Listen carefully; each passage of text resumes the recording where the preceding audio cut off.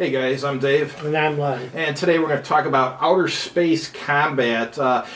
My problem with outer space combat games is it's not historically accurate. Like if you read the history books about what happened like 2,000 years in the future, it never matches. Yeah, I must say Alexander the Great would really be surprised at what happened in the Second World Alexander War. the Great's got the first, as far as I know, at least the first Hellenistic recording of a UFO when they were in Afghanistan. I think back then they called it Bactria. They were marching and they saw these discs in the sky or plates or something that were following their army, and that's actually in recorded history. Gas. That was just swamp gas. gas. Maybe it was swamp gas. Nothing suspicious there. But why don't you start it up? Well, to me, there's two types of outer space war. One is the space soldier that we've seen in Starship Troopers and Forever War. And then there was that SPI one that we played a million years ago. What was it called? Star Soldier or something? Star Soldier. Yeah. And then there's the space battles between spaceships. Mm-hmm. And once in a while you get a, I guess you would call it a unique game like that one, I don't know if it's a Voyage or the Wreck of the Pandora, where it was in the Ares magazine, where you go down to these planets and explore them and stuff. That's kind of a cool one. And as far as like the outer space combat one, they call those now, they nickname them 4X, Exploit, Exterminate, and some other stuff. I forget what all the X's stand for. If any of you know, put it in the comments section. Yeah. Well, to me, the problem sometimes with spaceships and space is you tend to think that you're doing, it's like being heavy cruisers off Guadalcanal. You got phasers, you got the proton torpedoes, and fun stuff like that. And you try to maneuver that your weapons have a better field of fire. Of course, you take hits, and depending on how big or how strong or how armored, that determines the number of hits you can take and your survivability. So, do you remember a game, I don't think we've played it, but I've seen it a million times. I want to get it because there's a story behind the game. I think it's called the Blood Tree Rebellion, and the story I heard is that the author wanted to make a Vietnam game and he couldn't get any of the publishing companies to publish it, so one of them told him if he changed it to science fiction they would publish it, so he basically made a science fiction guerrilla war game. I wonder, was that supposed to be from the point of view of the Victor Charlies? I'm not sure. I got to get a hold of a copy of that. I don't know why I don't have a copy of it, but I think Games Plus either did or still does have a copy. Maybe I should go over there and pick it up. Yeah. One thing is also with the Star Soldiers. First of all, we don't have colonies on their planets, and so there's no conflict between other nations or other corporations' colonies. And we also haven't run into any alien forces like bugs or cloned humanoids. And so that's in the future. We don't know how that would happen. So that's all speculation. But, you know, the thing is neat, you got armored spaceships and blasters and fun stuff like that. What was that SPI one we played that I really liked? Mars something or the other? Oh, Mars Rebellion. Yeah, that was great, where you had the secret agents and stuff, and the planets, you would move them in orbit. I thought that game was fantastic. Well, apparently, part of the fun was the victory conditions. You gain political points up or down, and when you get certain levels, you roll to see whether or not the game ends immediately. And depending on the situation, you're sitting there, I don't want it to end, or I want it to end now. So, but it's hard to speculate. I always talk with spaceships in combat. I dislike the George Lucas Star Wars things where all the little fighter jets come from there's quite a good following for that. I like the Star Wars stuff. It's pretty cool. I played a Star Wars game using full thrust rules at Little Wars once. It actually turned out really well. Basically, it was after the Battle of Hoth, and the ships were trying to escape. And you had to go past these Imperial Star Destroyers, and you had to get so many ships off the board. I thought that was fantastic. Well, I was thinking with the little X-Fighters, it's like they're recreating the Battle Midway.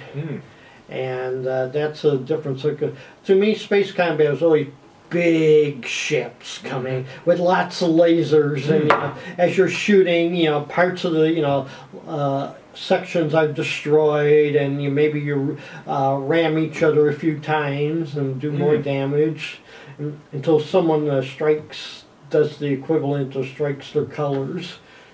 So, but that'd be dramatic. Of course, I was thinking with the X-Fighters, it makes for a good movie, but to me, it's a bad simulation. So, can't have everything. There's also the game from GDW called Belter, where you're mining the asteroids and stuff. There's not really much combat. I think there's either no combat in there or very little. We played it once. There is combat. But it's just like with pirates or something, right? Or yeah, because I was about to say, the thing is that most of the mining is, spread out all over the map, so you really don't come into contact with people.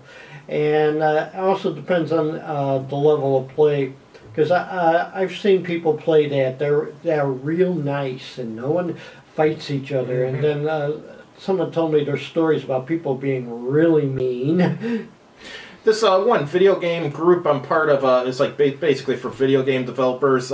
There was one guy, he was working on a game, he was doing it in Godot, and he was describing it. I was like, man, it sounds just like Belter. I'm like, dude, is this based on the board game Belter? He's like, no, I never knew such a thing existed. So I explained the board game to him and stuff. He's like, man, that sounds just like the game I'm playing. So he had a prototype of it, and I played it. And yeah, you would mine asteroids and stuff, and move your freighters from like the asteroid back to your main planet to sell the materials, and then I think there was pirates and stuff like that. It was just like Belter, and the thing is, he had never played Belter or even knew it existed. So yeah, I guess great minds think alike or something. Great mining games. Yeah.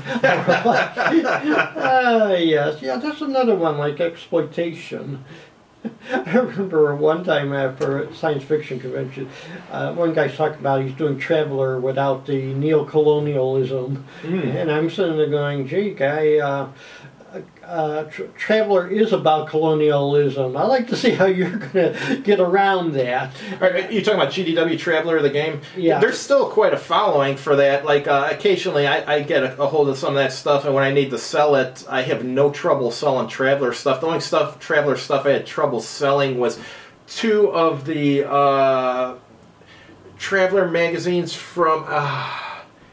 they're like a paper magazine. I can't remember the name of the manufacturer, but it was they also made like a sort of like a D&D magazine. I can't remember what it was called, but those ones I had trouble selling. I think I got like $5 for them or something. But because I was thinking to myself, okay, you're mining an unoccupied asteroid. Is that colonialism? I don't know how they define it nowadays.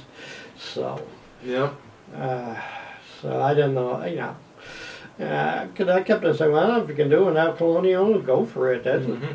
That's be different. I think the Colonial Era is awesome. Yeah. My dad used to have British and Zulu figures and stuff, and they had British and the Boers figures. The South Africans called BOERS. Yeah, the Boers. Yeah, that was cool too. I think he used Sword and the Flame rules, which is a simple rule set that's a lot of fun. I mean, basically, you're worried more about your tactics in the game than trying to remember exception rules and stuff. It's just a straightforward rule set that anyone can learn. Yeah, because Sword and Flame was the colonial game system that everybody used. I think it was years before I saw anyone else try to put out their own colonial system. Yeah, somebody said that. Actually, the one that I saw was Space 1899. Or Space 1889, yeah. 89. Yeah, that was from Frank Chadwick at GDW. Yeah, that was Colonial British and outer space and Martians and stuff. Yeah, actually Colonial everybody. Yeah. I think they had the story behind it is what they discovered a wood that floated in the air or something, and so they'd make their ships out of this wood, and then they'd sail to Mars. Yeah. One person told me is like, yeah, you get tired of Zulus at Rourke's Drift. So instead of Zulus, you have Martians attacking at Rourke's Drift. Yeah, exactly. Or you have those tripod towers that was in War of the Worlds. Speaking of Rourke's Drift, I got a bunch of painted Cylon miniatures and painted Daleks, and what I want to do is put together a Rourke's Drift scenario where the Daleks are being attacked by the Cylons, and the Daleks look through history to find a way to fight off large numbers of enemy troops, and they come up with Rourke's Drift, so they set up their own Rourke's Drift, and they're being attacked by Cylons. I've been meaning to do that for a few years now. I got to get off my duff and do it. Cylons like the Robo-Men? Or? Yeah, Cylons from Battlestar Galactica. Oh, from Battlestar Yeah, the guys, they had the red eye that moved back and forth, and, they're made out of metal. Because I think Doctor Who had some kind of robot. Yeah, a Cybermen. Yeah. Cybermen, yes. Yeah. I got a few Cybermen figures at home. I only got like 3 or 4 of them, so there's not much you can do with it. I got a Doctor Who police call box. I got a Doctor Who figure. What else do I have? I think that's... And the Daleks and stuff. Yeah, I'd like to get more of that stuff. Okay. So... Combat in outer space. We don't know what it's going to look like. Or when it even is going to start. Mm-hmm. So the one thing I always thought was kind of goofy with science fiction stuff, they all have this, and so I don't blame any of them for having it. It's the concept of the shields, and you fire a laser at it, and somehow this electromagnetic field stops a laser, which is complete nonsense. Or if you fire something like a bullet at it, well, the electromagnetic, it might be able to stop that if the bullet is made of a material affected by magnetism, such as steel, which bullets are never made of. They're usually made out of copper and lead, and as far as I know, neither of those are affected by magnetic fields, so it's like they have these shields that just shouldn't work. I'm trying to remember, there's one science fiction story where they put up electronic shields, the beams, laser beams bounced off or was neutralized, but then they fired projectiles, like they had something like a Gatling gun that started putting holes in the other guy's ship. Mm. So that's supposedly how it works, but of course the advantage of shields is that when the story needs to, all of a sudden you're going, the shields are down! Captain, what do we do? Mm-hmm. Yeah, because actual spaceship, I mean, the ones that exist now, they're made out of really thin materials and stuff, so they're lightweight and easy to launch from the Earth. I mean, if you put a hole in one of those, you're going to have like explosive decompression, and the whole compartment or the whole ship's going to be destroyed, or at least all the people in it. I think I haven't seen the show called The Expanse. And they're supposed to, some people tell me they have realistic space combat. You tend to have all your fights around your orbiting planets and fighting each other. Because that's another thing with spaceships and spaces. Boy, it's big out there. It's hard to find the guys. Because until the 20th century, most of your fighting was outside of sight of land. Mm-hmm. Within sight of land. I personally think 2,000 years from now, let's say we're at other star systems and stuff, we probably still won't really have had any wars with aliens or stuff that we discovered. The reason being is there's so much raw materials out there, we don't need to fight anyone for it, because if you look at just like our solar system, I mean, not even... I think it's like 1/10,000% of the water in the solar system is on the planet Earth. The rest of the asteroids have boatloads of water. Europa does. That one moon of Saturn, I think it was called Enceladus, has a ton, and then they got all the comets and the Oort clouds. So I mean, just in our own solar system, we have enough materials for whatever we want to do, probably for our entire existence. So we would never need to go to war against anyone really, unless it's like 4 billion years in the future and the sun becomes a red giant and destroys the Earth, but that's 4 billion years from now. Until then, we'd never have an excuse for needing to raid an alien civilization's base or anything. We wouldn't need to. One thing also with mining asteroids, is it economical to mine asteroids? Right now, no, but it will be.